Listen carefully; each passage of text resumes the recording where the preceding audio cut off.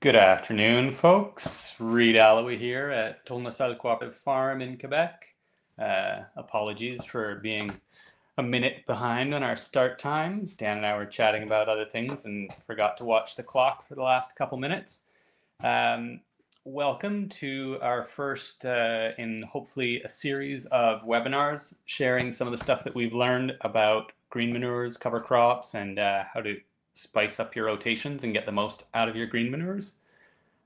Any of you who are new to this web conferencing platform, I'll just point out on the right-hand side, if you have the sidebar open, it shows you tabs for chat, polls, and handouts. There is a handout that I'll ask Dan to put up there, and it'll be up there by the end. It's a PDF table compiling a bunch of collected cover crop information like life cycles and seeding dates and so forth.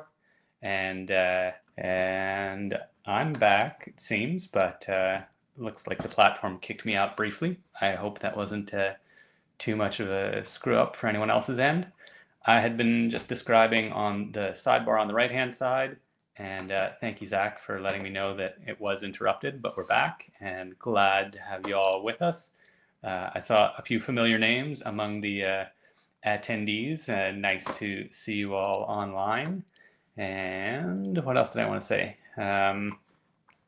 Yeah, so we've been using green manures relatively heavily on our farm for reasons I'll share in a moment for quite a number of years, and we've also started selling seed in the last couple of years because there was a niche that wasn't filled, and we saw that we were in a position to do it.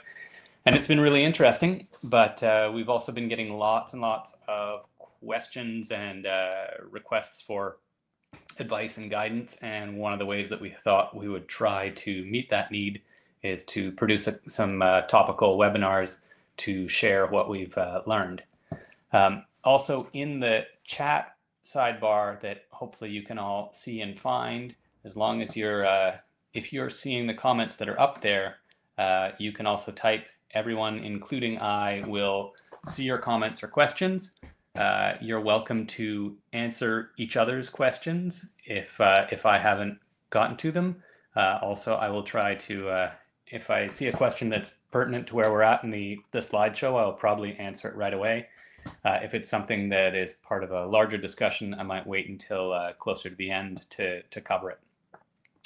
So without further ado, I'm going to hide the image of my head so that of the slides. And so this first opening photo is a nice image I'm super fond of. One time when we were crimping fall rye, and the tractor in question is almost 6 feet tall to the rear wheels. So it was a really nice stand of fall rye, and just for fun, I did the first pass right down the middle of the block, and it made this spectacular kind of channel through the rye. There's not going to be a whole lot of talk about crimping because we're mostly talking about cover crops that are established in the spring, but there you have it. So we use cover crops and complex crop rotations on our farm, partly in function of our soil, which is quite a light sandy loam, and our organic matter fraction is fragile. There's the potential from crusting because of a silt component in our soil, and the annual vegetable and seed crops that we grow tend to bring a lot of soil disturbance in the management, and we haven't figured out how to reduce the tillage and cultivation to the point where soil organic matter isn't diminished during the cash cropping years of veg and seed crops. But these are also high value crops that permit us to take time out of production to rebuild the soils and undo the harm and reinvigorate the soil ecosystems, so that when we come back into a year of crop production for harvest, we get the really good yields that help to make it really lucrative. So we typically have a rotation that goes something like 2 years of vegetable crop followed by 2 years of cover crop, and then 1 year of veg, and then 1 year of cover, and so forth. It's a little bit different in different parts of the farm, but we have a little bit shy of half of our field area is in carefully managed intentional cover crops at any time, with the goal of rebuilding our soils as quickly as or more quickly than we're depleting them with our tillage and harvest practices. So over the years, our approach has evolved from a more sort of interventionist approach, where we would have really busy rotations, where in a year of cover crop we might start with bare ground and do oats and peas and vetch, and then mow that, and then till it in, and then bare fallow briefly to control certain annual weeds, and then buckwheat, and then till that in, and then another fall cover, and then something to overwinter. But really a lot of tillage intervention and a lot of tractor hours and fuel and wear and tear. And now I'm going more and more towards a regime that allows us to reduce tillage through planned successions, where everything gets seeded at the same time, but then we kind of steer the succession using the less destructive tools of the crimper roller, disc mower. If I had a flock of sheep, they might serve the same purpose. So we also got into selling seed, largely because those of you who are in our part of the world probably know about Homestead Organics disappearing from the landscape a few years ago through bankruptcy, and what a big hole that left in the marketplace for the supply of good quality inputs for organic farmers, and the opportunity that presented, and the big change that created and motivated us to get into buying and selling seed to help meet that need that was very apparent. Our goal is always to provide a really good quality product. We do germ testing, we do lot evaluations, we deal really closely with our producers to make sure that we're only selling really good quality seed that we stand behind. And our goal is to make it easier for people to do experimentation on a small scale. You shouldn't have to buy $700 worth of white clover in order to experiment with it. You shouldn't have to buy half a ton of lentils just to see if there's something you want to use in your system. But if we're grouping our demand, then we can buy half a ton of lentils and then split it up between a bunch of farms, and gradually both make the links between the producers and the smaller scale users, and also to help to push our practices forward and learn more about how we can integrate these crops into our crop rotations. We have chosen to only deal in certified organic seed. 10 years ago, this would have been a terribly limiting prospect, in that the availability of certified organic cereal and forage seed was so poor 10 years ago that it was really a challenge to find anything beyond the absolute basics. But it's getting better every year, and by continuing to push for it, the supply and the offering will just get better and better. We believe that varieties produced under organic management may very well be and grow to be more and more well adapted to our needs and our crop conditions or our field conditions, and that we're thus avoiding a very real risk of contamination by GMOs or seed treatments and fungicides and other residues on the crop material. But most importantly, if we want more acreage under organic production and we want credible, meaningful certification, well, we need to encourage the folks who are at the decision-making point by buying from those who've made the effort to pursue certification.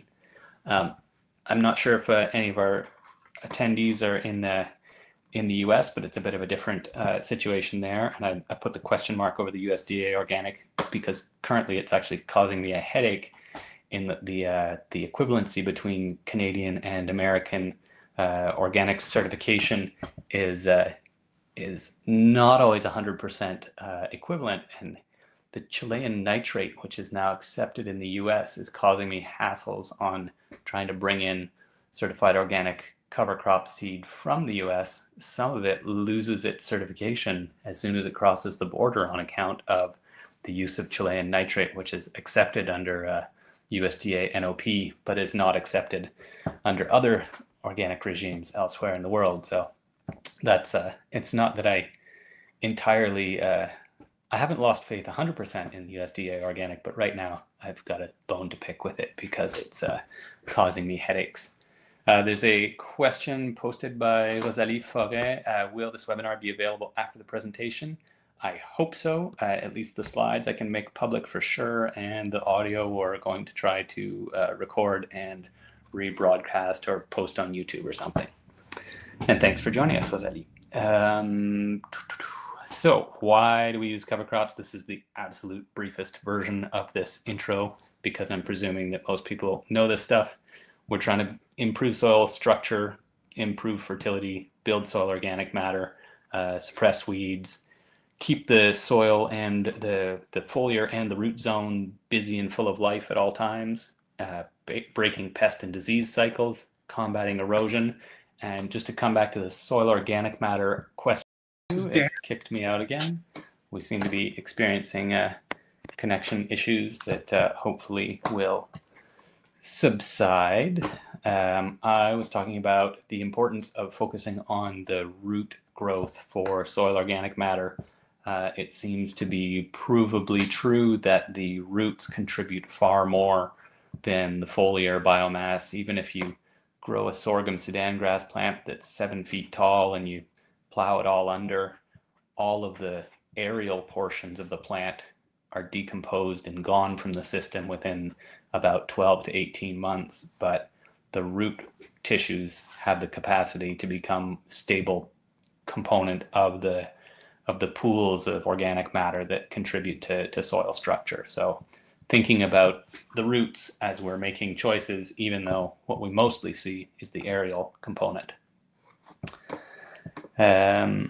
So why do we want diversity? Well, as organic farmers, we want diversity in all things because it's the more diverse a system is, the more resilient. We get to enjoy the synergies between the plant families and species.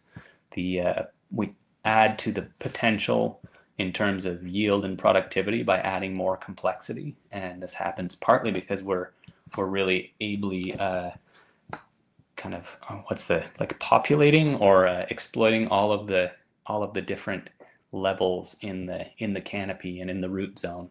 The photo here it's not fantastic, but it does show kind of, I think the oats are the top level and they're heading out, and then you can see there's vetch climbing up in among the oats, and then there are peas also in there, but not in enough density to smother, and there might even be some fava beans in there, showing more of the a different growth habit, filling another niche in the canopy. And so, so we're trying to choose species that work well with each other, either matching life cycle, so that we might choose to do winter annuals with winter annuals, or things that grow well in the spring, or, as you'll see in a minute, the idea of getting things planted at the same time with an expectation of a succession that we can drive with interventions like mowing or crimping.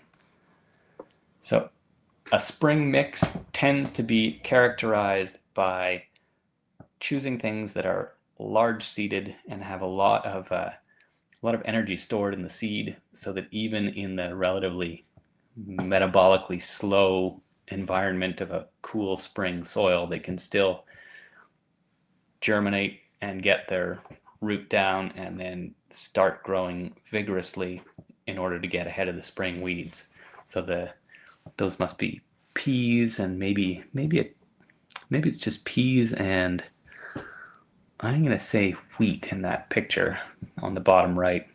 I confess that is not my picture, though the top one is. It's an example of oats coming up after being planted with a seed drill, and it illustrates just how quickly they can come up. You don't see much green in between the rows of oats, but it also illustrates a problem with seed drills, which is that the gap between the row has to be filled in, and there's always going to be an incomplete coverage in that early period.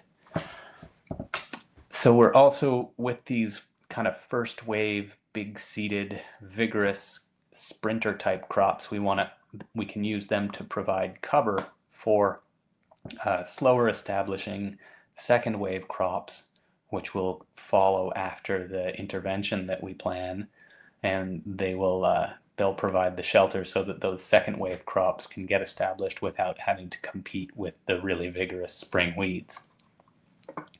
So here's an example, or a little bit more detail on plant succession, including an example at the bottom laid out in time from the vertical dotted line at left and the other two at right are representative of winter, so that we're looking at a growing season starting at the far left and then running through the entire growing season and through another winter and into the next spring.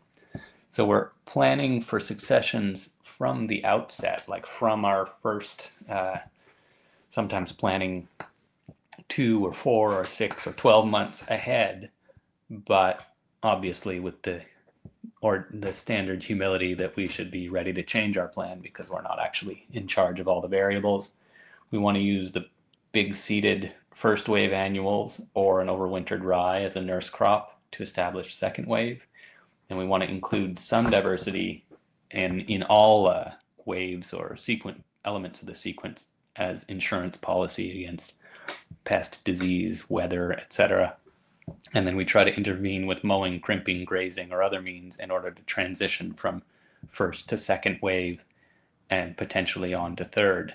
And the third wave, the addition of a third wave, even at that very early seeding date, it could be an aspirational thing, but it might work out. And if you do it, the seed expense isn't great.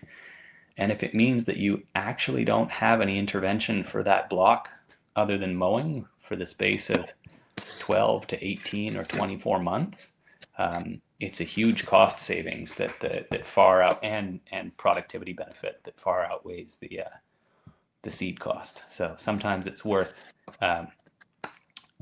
trying it without the expectation that it's absolutely going to work out every time, but it's not a big gamble. And Dennis or Denny, I'm not sure, is saying, what do you mean aspirational? I mean you're hoping that it'll work out, but you're not betting the farm on it, as they say. But it's kind of like, well, if I'm going to go out and seed the hairy vetch and the annual ryegrass, maybe I'll throw in some perennials with it, and if everything goes well, I might not have to do any more tillage after today. It might just all flow in sequence from this point forward, but it might actually turn out that it doesn't work out, and the red clover, alfalfa, and perennials don't end up establishing in enough density, or there's a flood, or there's a change in plans and I have to destroy it. But the potential benefit, if it does work out,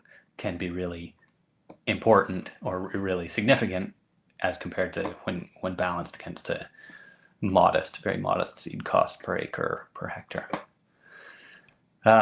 Again, the concept of readjusting to reality as you go, monitoring the weed pressure, adjusting accordingly. Maybe a mowing intervention happens sooner. Maybe you have to scrap the whole thing.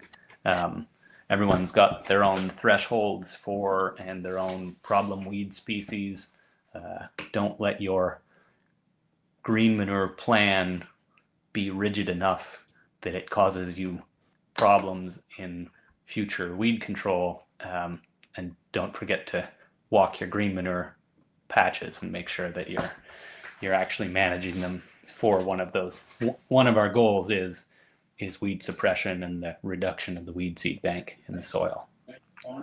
And to that end, it's really exciting in the spring, and the opportunity to get out and plant the first green manure can be very, very tempting. But my general experience has been that taking a little bit of time in the spring to run a bare fallow or to prepare a stale seed bed with a couple of very shallow cultivations after the first flush of weeds comes up can pay huge dividends. All right, enough theory. Let's get on to talking about individual species, and starting with the time-tested standard for a vigorous and easy spring green manure being oats and peas. And this is a fantastic starting point because combined together, oats and peas meet almost all of the basic criteria for a great spring green manure. They germinate well in cool soil. The seeds are big and lots of stored energy. Their initial growth is vigorous, and then the potential for biomass is quite significant, especially some of the forage pea varieties that are available nowadays, the 4010 and a couple others. Really, the forage peas are quite impressive. And we have two families with complementary growth habits, both above and below ground. But the big problem that we see with oats and peas, and the reason that this mix needs enrichment and enhancement, is there just is not enough root biomass. There's the ratio of above ground visible biomass to below ground is not really strong enough, at least for folks like us who are in light soils. We could grow oats and peas and till them in, and grow oats and peas and till them in, and we could probably do that over and over. Kicked out again. Thanks, David. Sorry about that. I was just saying that I don't think we would actually build soil organic matter if we continued doing oats and peas over and over again. Just because the root component isn't big enough. And it's not really diverse enough. I think after you grew oats and peas as a two-part mix for a good while, you might end up with pest or disease problems starting to creep up or crop up. Also, it's relatively short-lived. If you don't add anything else to follow it, you got to do something else to replace it, and you probably have tillage to do within about 90 days. So it's limiting in that regard. If you look at the bottom of this slide and the others from this point on, I've put sort of standard suggested mix rates and seeding rates, and they're all pretty much assuming that you're starting with something in the neighborhood of 120 to 180 kilos per hectare total seed, and then you just kind of fiddle with the ratios as you add and remove things. So if you put in 30 kilos of something else, then you remove 20 of your oats, or 10 of your oats and 10 of your peas, or something like that. It doesn't all have to add up. It's not exceedingly precise, but ideas of how you can, it's more like giving you guidelines. So among the other cereals that we could add into our mix are the spring wheat. Is a spring started cereal. It germinates really well to extremely well, even in the cold soils around here. When I see our neighbors go out and seed wheat pretty much as soon as the field is dry enough to bear the weight of a tractor, it's quite astonishing how quickly it greens up in the spring. But the wheat canopy doesn't close well enough. It doesn't work great on its own, but it's a nice addition with the oats, which are a little bit leafier, and obviously with other things in there too. It's a nice addition, and it adds a bit of diversity. There's a bit more root mass than the oats probably, or maybe at least they're complementary and they're of slightly different horizons or something, but not tons. Like, that's not the big winning. It's more just like getting some diversity both above ground and below, and doing it with at a modest cost. The wheat seed tends to be, at least for us, it's a little bit more expensive than oats, but certainly an easy to come by, easy to get the seed organically, and easy to add to the mix. Meanwhile, triticale is something that brings, triticale is a cross of rye and wheat genetics, and brings some of the root mass and vigor of rye. The goal of the cross had been to get rye's sort of environmental toughness and the culinary properties of wheat, and it's been a relatively successful intentional cross that's been around for, gosh, it must be 50 years now, that triticale. I'm not sure exactly, but organic triticale is available, which is great. Spring rye is not, and the seed cost for the triticale that we've been able to find is comparable to wheat. It adds nice diversity. We are going to bring some in this year, and we'll encourage everyone to do trials with it and figure out how to best integrate it and where its niche for best performance is. So I'm guessing that we're going to use sort of moderate quantities, keeping oats in the mix, but also adding the triticale in to become part of the cereal component. Spring rye is really what I feel we'd like to have for our spring green manures, but as I said, organic seed isn't yet available, and but the trials that we've done with conventional untreated spring rye are really promising, and it is quite an impressive plant. As far as I can tell, spring rye is a selection of the same species as fall rye, but variants that are like subpopulations that don't require fertilization for flowering. So you can plant them in the spring and they will head out by sort of late summer. I don't have the date on that photo, but that photo is planting of spring rye. I think there's hairy vetch in the understory, and that was a couple blocks that we grew on our farm with the hope of possibly even combining the seed, but it didn't stay quite clean enough. The density wasn't quite as high as we would have liked, and also we didn't really have time to fix up our rickety old combine for that particular kind of experiment. But I'm really optimistic that in the coming years we will have access to organic spring rye seed, and there are also some interesting breeding work and selection trials underway that may be offering us spring rye varieties, cultivars that really perform exceedingly well as green manures for our systems. And then barley, spelt, and a couple other cereals that are out there, they certainly have the potential to be interesting. None of them are reputed to have the same vigorous root network as the rye does. But if you have a neighbor who grows barley, definitely buy a couple bags and start experimenting with it. Moving on to the Graminaceae or Poaceae.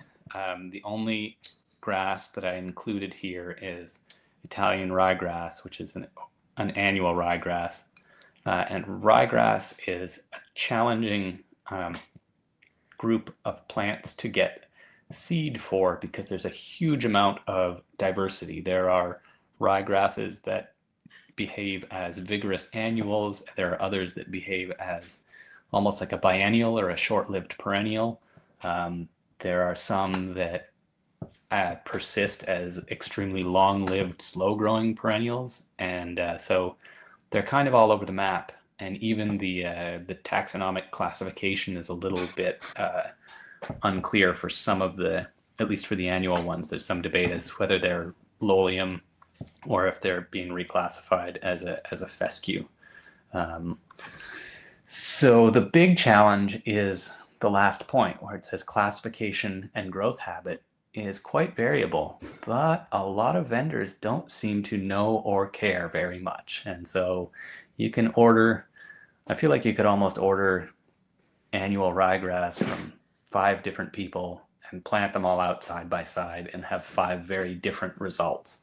So getting consistent results and seed supply is a big challenge, and this is one of the places where it's probably going to be worth it over time for us to accept paying a little bit more for seed of a known named variety of ryegrass, which isn't yet available certified organic. We're basically dealing with variety not stated, but trying to buy it from reputable vendors who know what they're talking about and care about the distinctions and can provide us what we're looking for, which for these spring mixes is something that works as a second wave crop, germinating in the understory of those first wave sprinters, the cereals and the large seeded legumes, then establishes well and then comes through as a vigorous fine leafed grass in the second wave.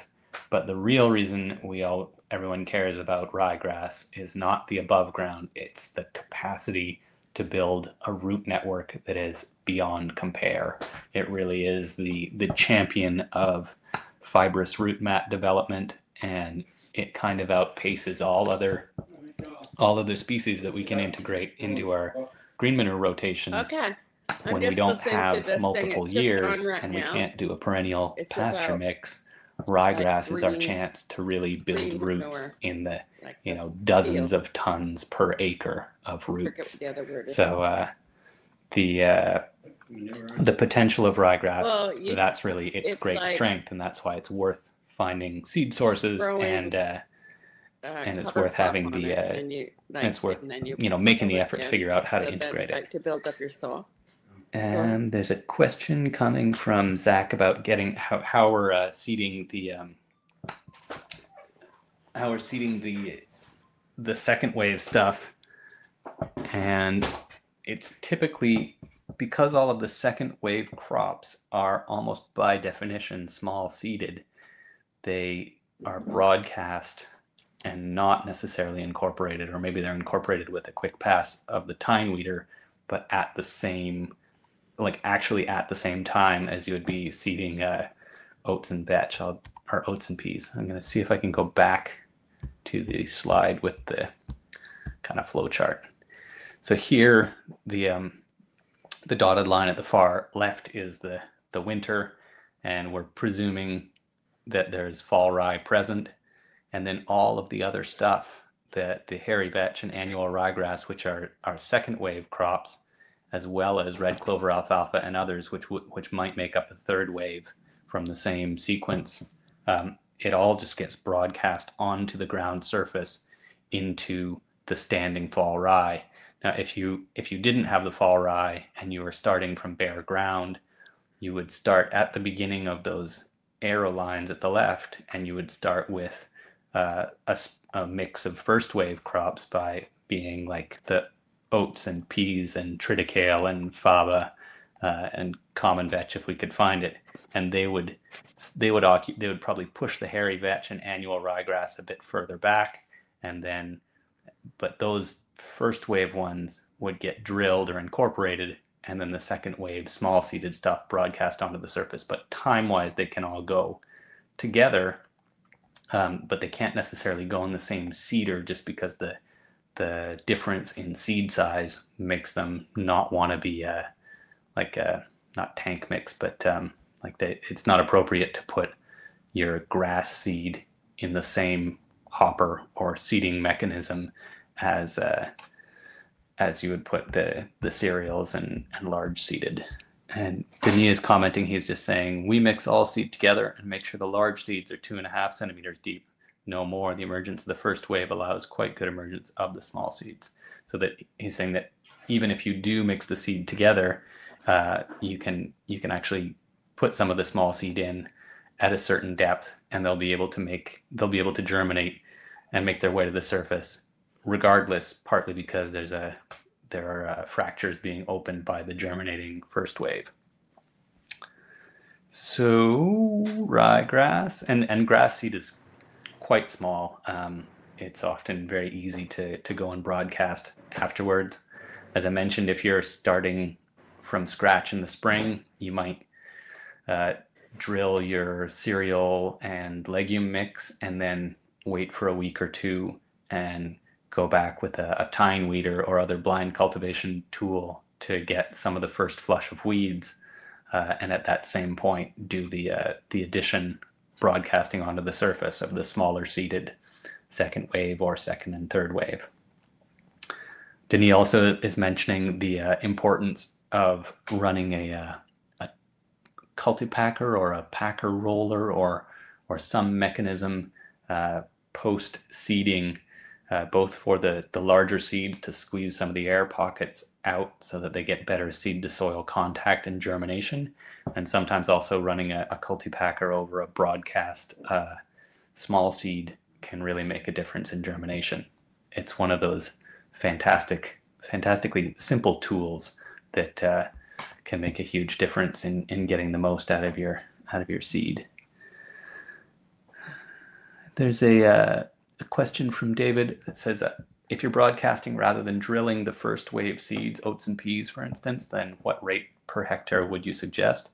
It depends if you have the means to superficially incorporate the seed after broadcasting, like to run back through with an S-tine or even one of those old spike tooth or chain harrow, just something that'll kind of mix the seed more uniformly into that top 2.5 or 3 centimeters of soil. If you can do that, so many of these species are really vigorous. I don't think you need to dramatically up your dosage. I think you can stick with the same rates per hectare that people would use for a seed drill, especially if you can. Like I've actually been leaving my seed drill parked more and more, partly because it's a terrible seed drill. I can't justify the expense of a good one, but you can get really good results broadcasting and then running an S-tine cultivator through it, just sort of 1 inch depth, and then running over it with a packer roller. And yes, it's an extra machine pass, but the packer roller is not doing the soil any harm. And then the spread pattern is very random and uniform. If you've gotten the hang of walking a pattern that works for broadcast seeding, you can actually get a more uniform stand from broadcast seeding than you can from one of those old seed drills with 7 or 8 inch inter-row spacing. So I'm actually finding that I'm doing more and more of my seeding. I'll go out with like a garden cart and the hand broadcaster, and I'll go all around the farm seeding everything, and then I'll go back out with a tractor and an S-tine and run over everything real shallow, and then I'll go back out and squish it all flat with the packer, and the results I get doing it that way are better than using our mediocre vintage seed drill. With the big disadvantage that the seed drill is nice because it controls the edges.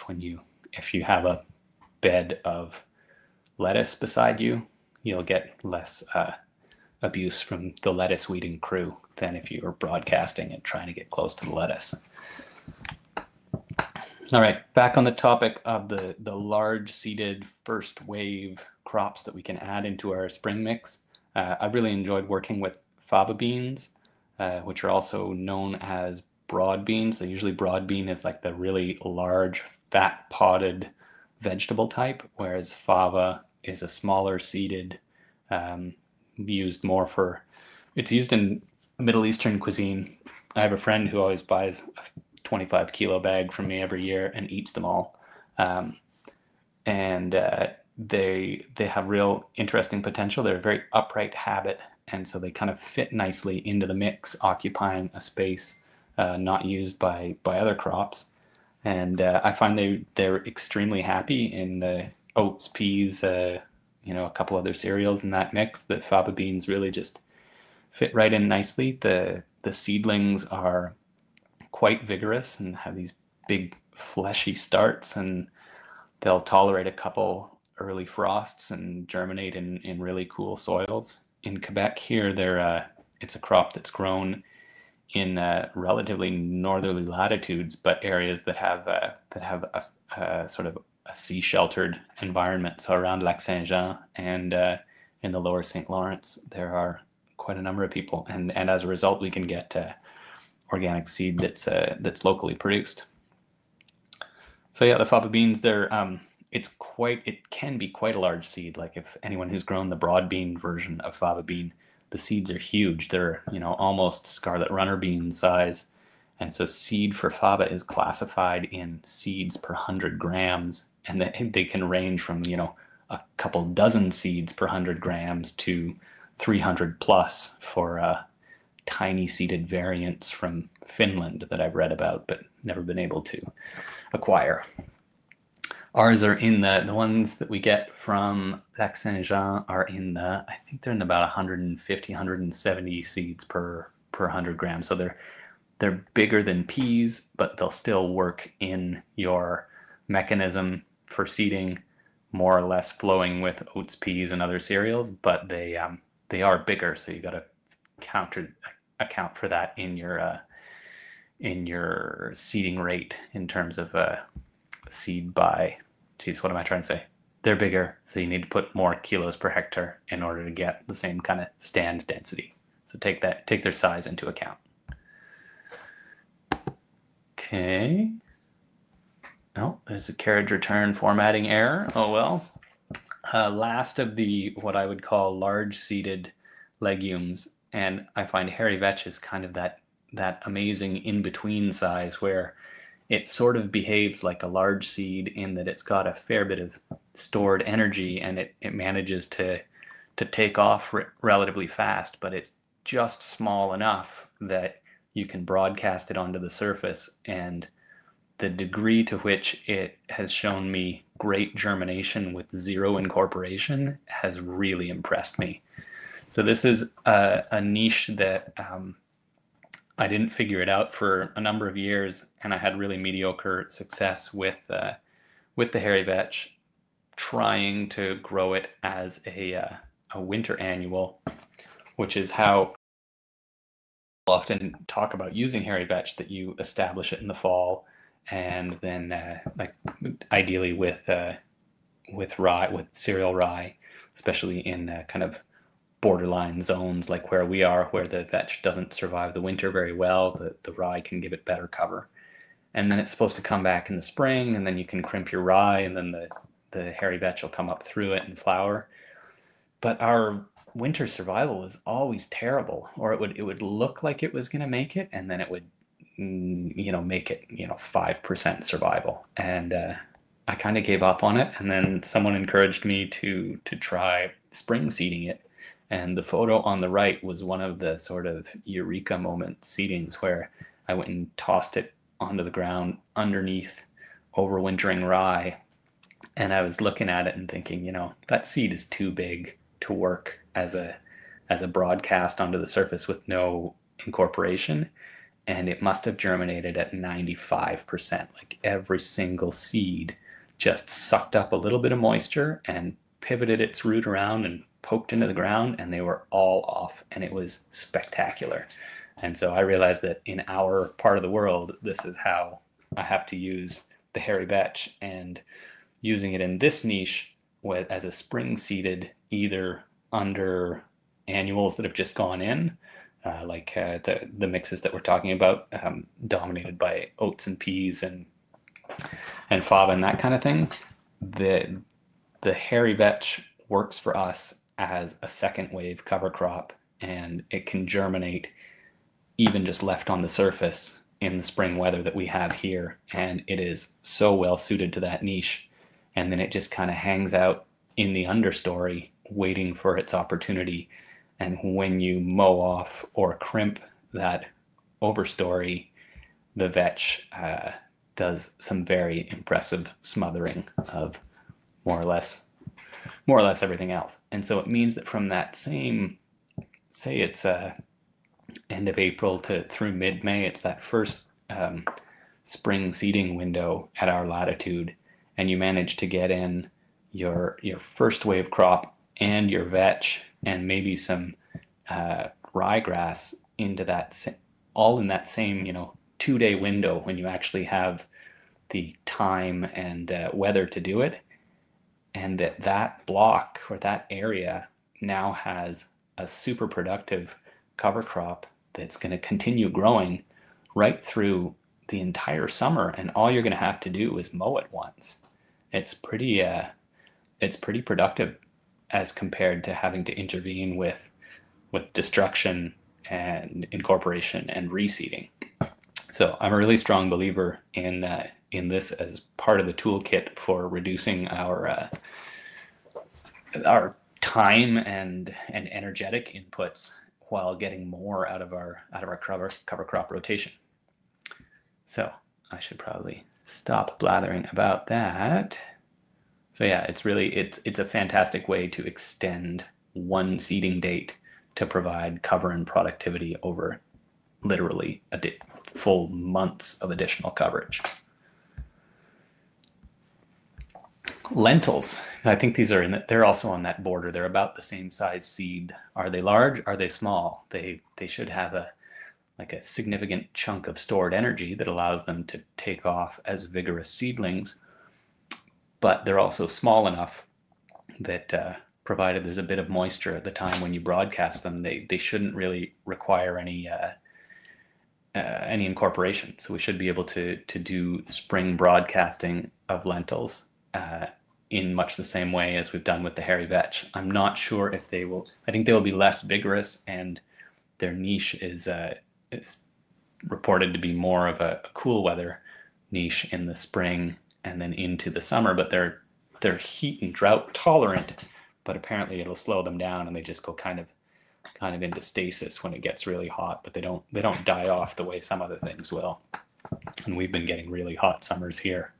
So the lentils are something. I got a few of them last year and used them kind of backwardsly in a hot summer mix, and they did okay, but not fantastic. So I'm excited to get more of them in now that I've found an organic supply of a couple different varieties, and I'm going to experiment more with them. And so I'm excited to have this opportunity to try them in our mixes. Tara is saying, on the west coast, we've seen hairy vetch winter kill with relatively short freezes, just below zero. But it has been a.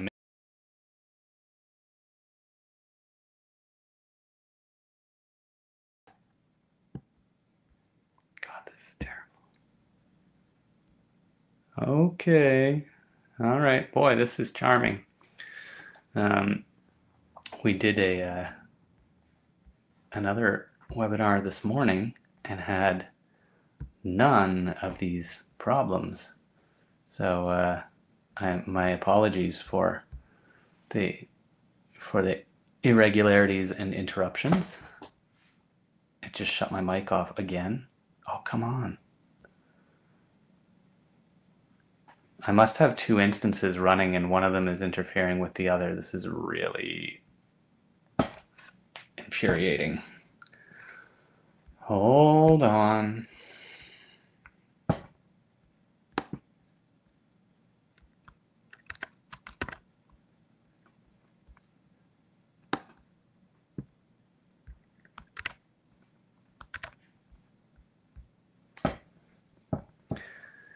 Okay. I think it's doing all right, but I do see my mic kind of flipping on and off.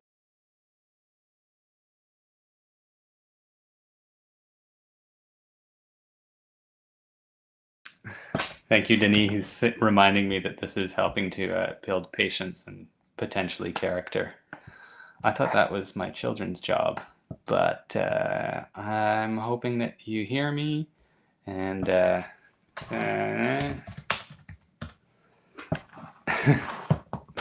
so where were we? I think we had almost finished with hairy vetch. So where were we going? Lentils, yes, we'd gotten there. Next was not available, but one of my absolute favorites, and I'm really bummed that it's not available as organic seed at this point, but I'm looking forward to finding a way to get it back in the mix.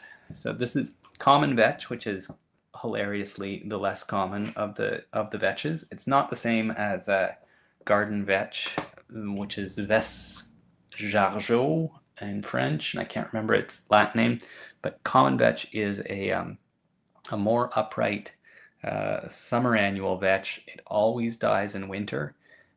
We had access to it for a number of years because one of our organic cash cropping neighbors was growing it as part of his crop rotation and would always combine an area for seed, and then we could get it from him, which was fantastic. Now he's given up on it and we can't get it, and I'm really keen to get it back because it's such an excellent part of our spring and our fall mixes, but that it had a really kind of predictable life cycle. It would survive all the early frosts and continue growing late into December or even into January. It would be green under the snow, but then it would always die in the winter. So if anyone has any leads on organic common vetch, then I'm definitely looking for it for several years, and I'm keen to find someone who's willing to grow it out. It also has a little bit of the same problem that the annual ryegrass does, that you could buy 5 bags of it from 5 different suppliers and grow them out side by side, and they would hardly resemble each other at all. There's not a lot of there don't seem to be named varieties, and there isn't a lot of rigor in the sort of maintenance of common vetch populations. So that's what we're stuck with. But voila, it's. I was trying to turn my camera back on, but I'm worried that it's not going to work, so I'm just going to leave it. The next thing, now we're moving into smaller seeded legumes. So these are going to be things that we can add in, and they might pick up the tail end of what I'm calling the second wave, but would also become the beginning of a third wave of durable, long-lasting perennials, which can just be maintained through mowing or grazing. So obviously, red clover for this part of the world is a super productive, it's decades and decades of breeding to get amazing performance out of it, tolerant of heavy clays and acid soils, really just like a very impressive plant, and reliable, and organic seed is relatively easy to come by. So definitely considering red clover. It's one of those things where the more you mow it, the more it smothers out the adventitious annual weeds that might be present. So you can kind of steer it towards dominance just by mowing. And the double cut variants of red clover grow fast enough that even towards the tail end of their first year, there's a pretty interesting amount of biomass production. And in the same vein, we have sweet clover, which is not a true clover, but closer to, it's Melilotus. It's closer to alfalfa taxonomically, but has a relatively larger seed and some potential, even though it's more often used as a winter annual and sometimes behaves as a biennial, or often behaves as a biennial. But it does have potential for spring seedings because the seed is larger than an ordinary clover, and it's got a bit more of an upright growth habit.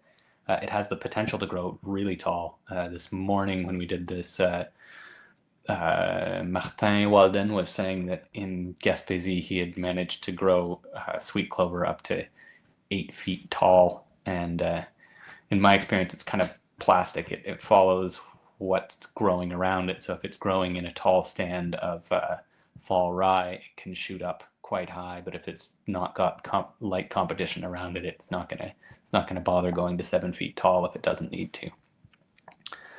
And one of the other neat things about the sweet clover is I think it must just be easy to harvest the seed off it, because the seed is always comparatively cheap compared to all the other clovers. It was the first clover that I found available as organic seed, and I was surprised how cheap it was compared to red clover, and that seems to have maintained, so it must just be easier to combine it. Into the less common small seeded legumes, for when you're establishing a third wave and looking further ahead, it might be fun to throw in some sainfoin, as it's mangled in English as sainfoin. And it is it's onobricus. It's a funny. There isn't anything else from the genus that we use as an agricultural crop, but it's a super long-lived. Like this photo is obviously not from our farm with the lovely mountains in the background, but the folks that I bought the seed from previously are in Western Canada, and they have a photo on their website of a sainfoin field that's a solid stand, and it's like 15 or 16 years old or something. So it's very winter hardy, and if you're grazing sheep, it's definitely a neat thing to consider, because it's they're high tannin contents, so that you can graze animals on it and it'll dramatically reduce their worm load. On a vegetable farm, this may not prove super useful, but it's still neat. And they're really pretty seeds. Berseem clover is one that seems to hold interest, and it's widely available in Europe and probably elsewhere in the world, but we don't yet have organic seed. You can get conventional and treated, and this year I thought I was going to be able to get organic, but it turned out not to materialize.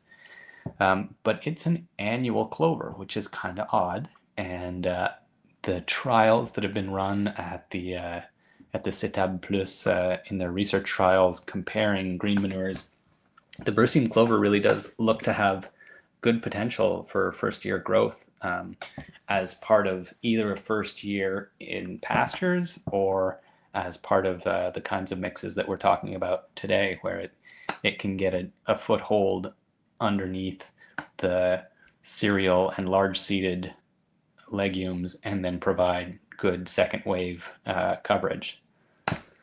And Denis is saying some good years, but sometimes really bad, and that the Berseem clover does not like cold, which stands to reason, being of Egyptian, like Nile Delta origin.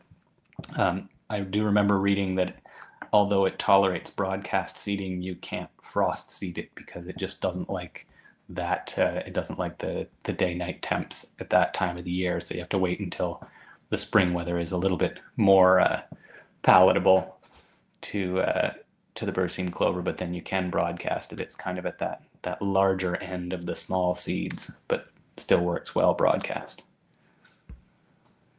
Here are a couple of references and ideas for further reading. The first one is a great tome from Sayre that is quite a complete introduction to cover crops, including sections that go crop by crop. And the whole thing is available free online, or you can order it as a real, genuine book with paper if you like the feel of paper.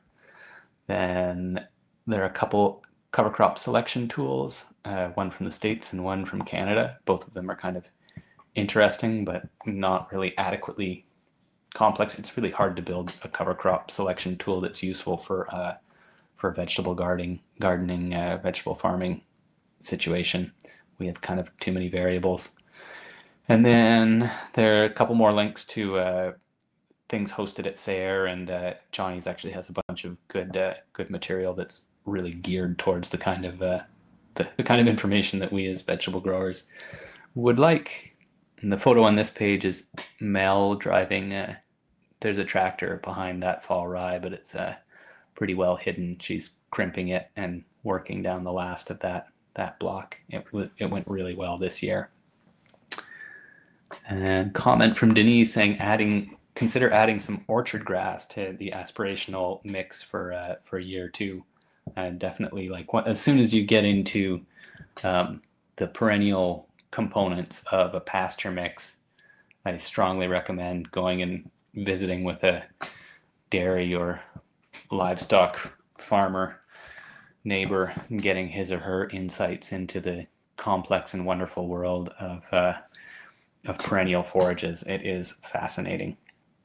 There are a couple of comments here about shipping. For those of you in Canada, one of the problems that we face with the cover crop orders, the seed orders, is that a lot of it, especially the oats and peas and the cereals, the big seeded stuff that I keep talking about, those are things that they're really low value per kilo, and so the shipping can be a total disaster for quantities that, until you get up to like a meaningful quantity that is worth putting on a pallet and putting on a truck, anything in the sort of 20 to 150 kilo range is really is problematic for shipping.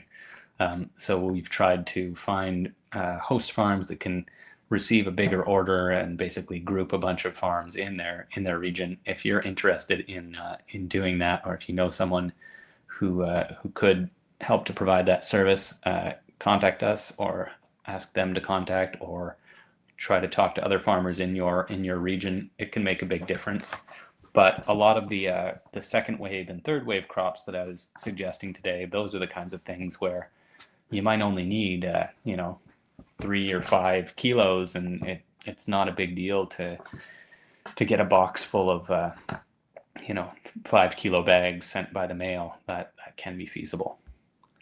And if any of you are in the US, I'm sorry to say that we do not ship to the US. The import-export rules are far too rigorous to be worth the challenge. And also, if you're in the US, you don't need us. We're trying to meet and fill an unmet need in Canada, but in the US, you really do have good choices. And I would strongly recommend any of these four. Albert Lee, I just discovered this year, and I'm trying to import a bunch of stuff from them because their selection of certified organic seed is just spectacular, and I'm so impressed. They've been great to deal with, and Johnny's and High Mowing are vegetable seed companies who have really put a lot of effort into really improving and maintaining a high level of offering for green manure seeds, and for American clients, you could do far worse. So that's about it for today. We are hoping to do more topical webinars like this, hopefully one on summer cover crops and then another one later on fall and fall cover and perennials. And we'll try to do some other things over the course of the season, maybe a couple episodes on our farm's Facebook page discussing cover crops, and maybe doing a little bit of walking around the field, checking things out as they're growing. Sometimes we have things like towards partway through the season, we may try to do seasonal specials on certain crop species. And if you're looking for vegetable seed, check our online store and sign up for our newsletter if you want to be kept in the loop. I'm going to stay on for a few more minutes, and I'll answer questions. So if you guys have anything that you want to discuss in the comments, or if you want me to turn on a mic for you, I think I can do that. Maybe Dan will correct me if I'm wrong, but voila. 2 questions from Rosalie. Do you have a list of your current distribution host farms? If you send me your address, I can tell you, or tell me what your region is. I can tell you whether there's someone that we've worked with in the past. We've kind of developed it on a very ad hoc basis to date, and are trying to do it a little bit more formally and find good host farms who can take responsibility for doing this for a region. We definitely have a few people in mind. Etienne in Baie des Chaleurs has always been very willing to take. Ilya's saying you need a good host farm out in BC. Yeah, the trucking expense may rule that out, but and I honestly haven't looked to see if there are others trying to meet the same need in Western Canada. But if anyone comes across other folks who are trying to fill this same niche, and that we should get in touch with, then let me know. And Rosalie, I see your address, and I'll make a note of it. I think in Portneuf. I don't know of anything offhand, but I'll give it some thought and send us an email to remind me. And Pierre in la région de Québec, there might be something. Send us an email. I cleverly failed to post a relevant email address in this last slide, like a bozo, but you can use. There's an email address, greenman, as in green manures, Green, green, yeah, GREENMAN at fermetournesol.qc.ca. So that's FERMETOURNESOL.qc.ca. Greenman at fermetournesol.qc.ca. It also works at Engrais Vert, I think plural, Engrais Vert, plural. I can't remember. There is one. Rosalie just courteously put it up in the comments, the correct spelling of the address. So apologies for not thinking to put that on the screen. This is, and again, my apologies for the glitches cutting out during the presentation. I was not expecting it, and I'll get faster at resolving those issues and figure it out better for next time. thank you all for being present and for bearing with me through the glitches and other. There's a question from Jason. I think Jason is J. Gray. When you've seeded oats and peas using your seed drill, how much do you generally adjust your quantities of the smaller seed in the mix? So if I'm using seed drill for the large seeded crops, I would tend to run them through the drill on their own so that things down to the size of hairy vetch is probably the smallest that would go into the drill hopper as a full mix. I guess maybe the lentils too.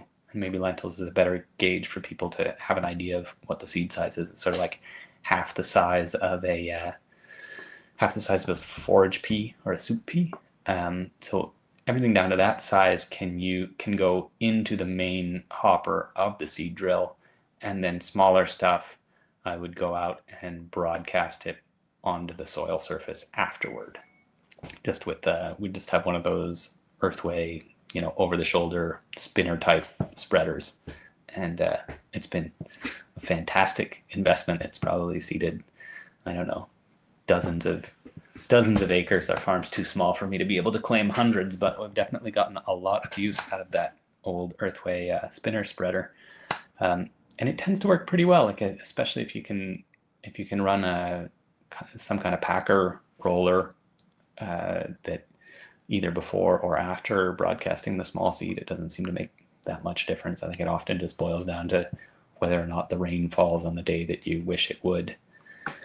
There's a question from Pierre. Will there be access to a recording of the presentation? That is our hope, is that we'll be able to download not the transcript, but the video of the slideshow and then put it up on the farm's YouTube channel or something like that. Pierre, if you're in Quebec, you're probably on the RGME. If I can get it up, I will notify people on the RGME. Or check our farm's film Tourne-Sol Co-operative farm on YouTube. That's probably where we'll put it if we can. There's another question from Jason, maybe the same Jason, maybe a different Jason. What do you suggest I use to kill/mow cover crops on a small farm? 8 acres of prairie.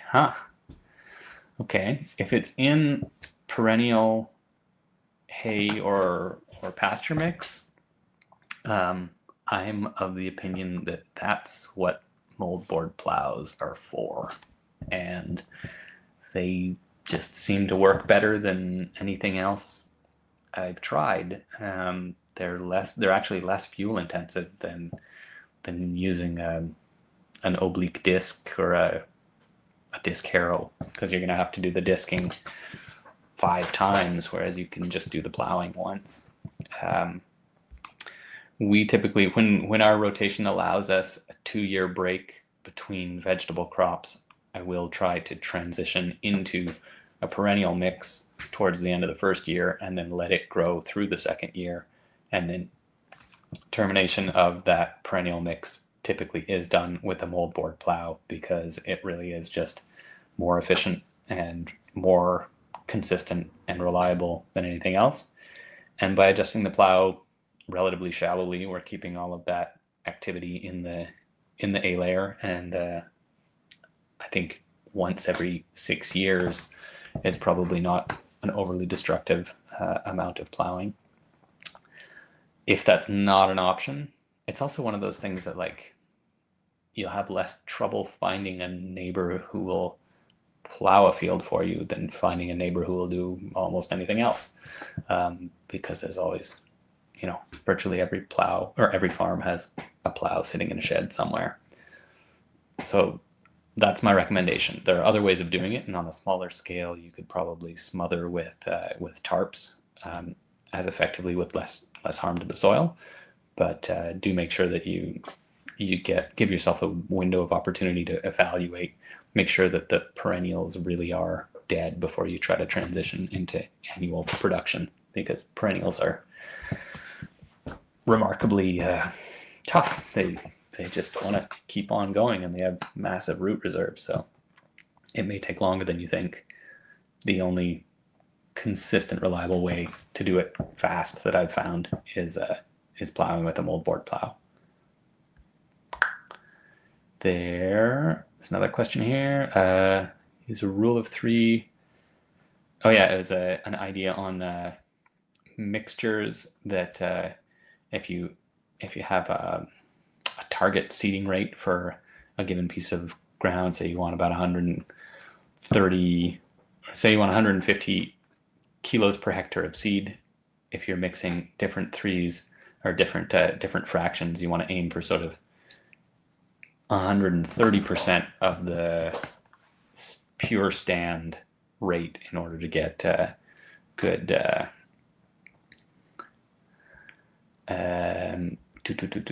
get a good mixture that sorry, I'm trying to read at the same time. Edwin's question about a plow name, I think, yeah, it was just moldboard. Someone's followed up on it.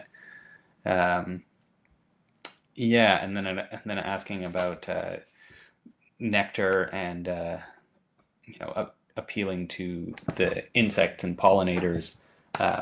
Definitely getting more flowering crops into the mixes at different stages in the year is going to bring a significant benefit to the cover crop and also to the surrounding landscape. On our farm, our cover crops are often in between patches of vegetables, and the crop selection for the cover crop rotation is sometimes in function of what can bring either a trap or an alternate feed source. Our biggest success, I think, in this regard was trying to get more alfalfa into our pasture mixes and trying to have longer rotations so that we could have periods of pasture mix, because we were having big problems with an insect called tarnished plant bug. And tarnished plant bug is very happy to just eat alfalfa buds and seeds.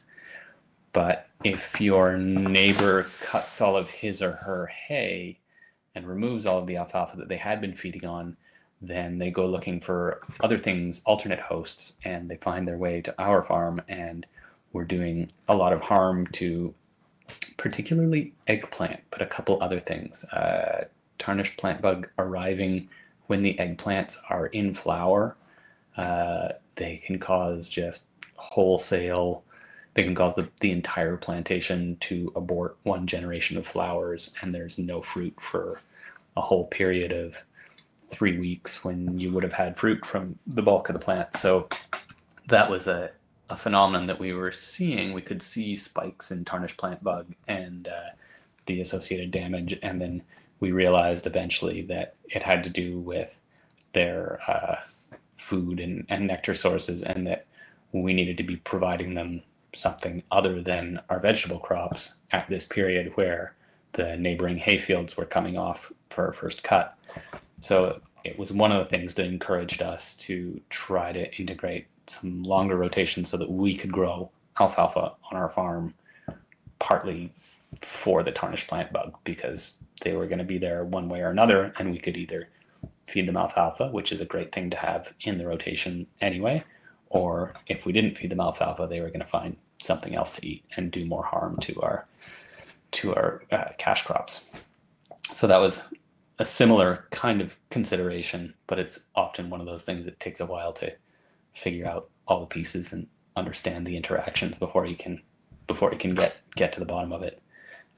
Definitely having more flowers on the farm I really think it's only gonna help, and color and diversity. And